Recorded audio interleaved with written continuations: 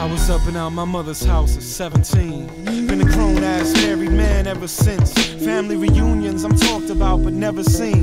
Cause I learned that some of them can be a nemesis. Got a lot of scars on me, and I'll tell you the stories if you promise not to take offense. Homie, just sit back, let hand bring the beat in. I'll try to find a place to start to make sense now. The first time I was pushed out blind, cold and naked, spanked on the ass to breathe.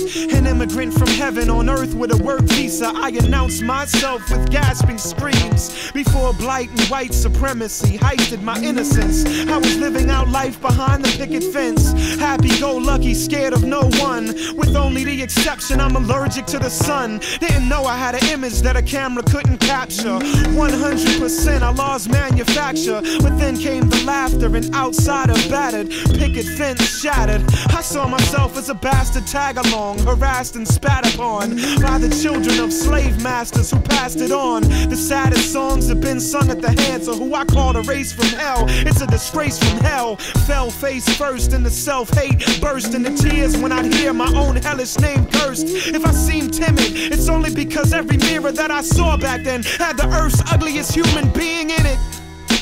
And with that said, they would kick me till they got tired or I act dead. And I have to tell y'all that the obvious part is I always feel free when I'm talking to God. Alone on the playground, Friday afternoon, and the old sister who hums gospel tunes. I saw her, noticed her getting closer. She approached me and put a knowing hand on my shoulder and hooked my feelings. Cause she looked at me in a way that adults very seldom look at children. And with the wisdom only earned by years, she read my thoughts and she welled up with tears and said, you look the way you do because you're special. Not the short bus way, I mean that God's gonna test you. And all of this pain is training for the day when you will have to lead with the gift God gave to you. Grown folks don't see it, but the babies do. And there's a chance that you can save a few. And time would prove that she started my movement. She didn't tell me to take it, she told me to use it. Use it.